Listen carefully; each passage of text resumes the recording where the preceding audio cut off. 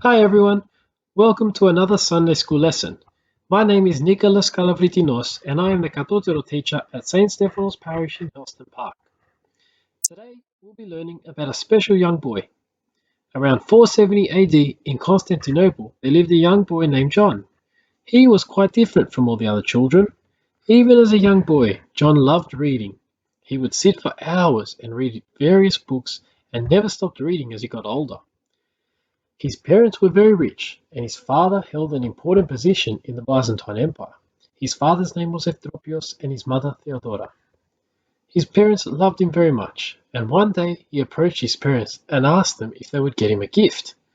They said he could have whatever he wanted. Now let's imagine if your parents promised you anything you wanted. What would you ask for? Maybe a new video game, a phone, a new soccer ball, or even a bicycle? I'm sure you have something pretty special in mind. Well, as we mentioned earlier, John was different from all the other children. John asked his parents to buy him the most precious gift of all. His parents thought he was going to ask for a very expensive toy, but John had another item on his mind. John wanted his very own Holy Bible so that he could read it continuously. In those days, it took a long time to produce the Holy Bible, and it cost a lot of money because someone had to handwrite the whole thing. We are talking about thousands of dollars. His parents also had it decorated with gold and pearls. John's joy was indescribable. Now he could spend hours studying the Word of God. John's parents wanted him to study, to get a good job, and become a very important person. John, however, had different plans. He wanted to devote his life to God and did not want the things of this world. He passed his time in prayer and reading the Word of God.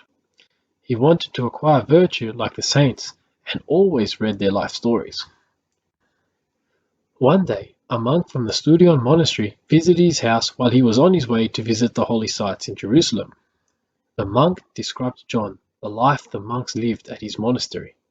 They were continuously in prayer and always glorifying God by chanting psalms in their beautiful church. The monk from this monastery made such a great impression on John that he wanted to follow him. He decided to leave home and follow the monastic path.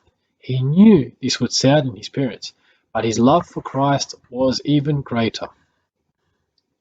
When John arrived at the monastery, the abbot was so impressed by his fervour and tears that even though John was so young, he had him tonsured a monk that very day.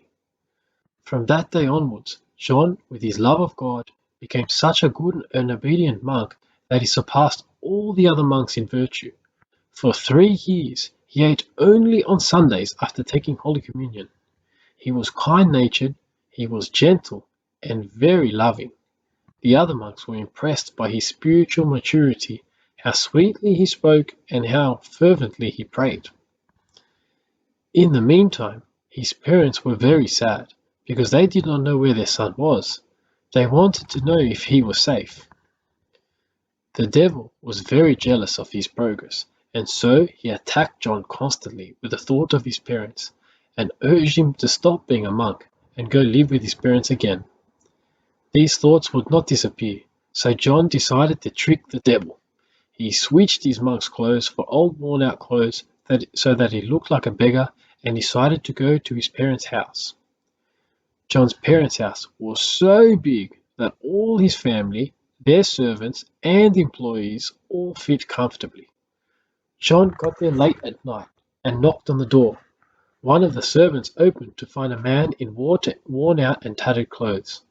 The servant felt sorry for him and didn't want to send him away, but his master had forbidden that they should take anyone off the street. The servant therefore gave John a small, poor-looking hut at the gate of the house to live in. One day, his mother was going to church and saw John, who was sitting at the door of the hut, looking very dirty and repulsive.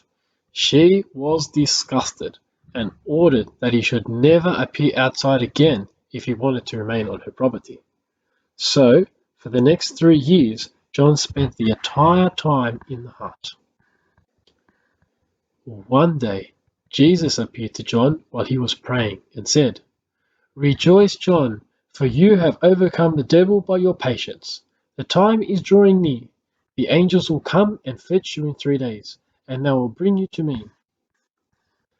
John was very excited and decided to call his parents to thank them for their hospitality. He asked them to bury him under the hut in his worn-out clothes, and gave them as a gift the Holy Bible they had given him 10 years earlier. They were shocked and said, "This is our son's Bible. Where did you get it from? Do you know our son? His name is John." John replied with tears, "I am your son. I accepted the book you gave me as a light and easy yoke, and I decided to live as a stranger for the love of Christ. Please don't cry or feel sad. Feel joy because God has called me close to him." Imagine the great emotion and joy John's parents felt as they were finally reunited with their son. He had shared their house these past few years without them even realizing it. John lived a poor and solitary life in a small hut. However, in our church, he is celebrated and known as Saint John the Hut Dweller. He is celebrated on the 15th of January.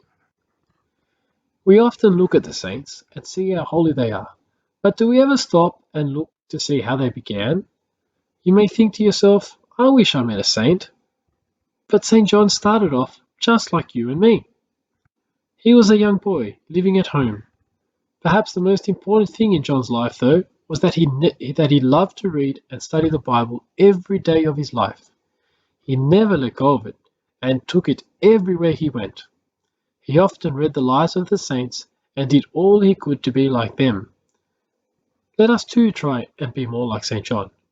Perhaps we also can read the Bible every day, on our own, with our friends, and with our family at home. From infancy fervently you loved and longed for the Lord. You therefore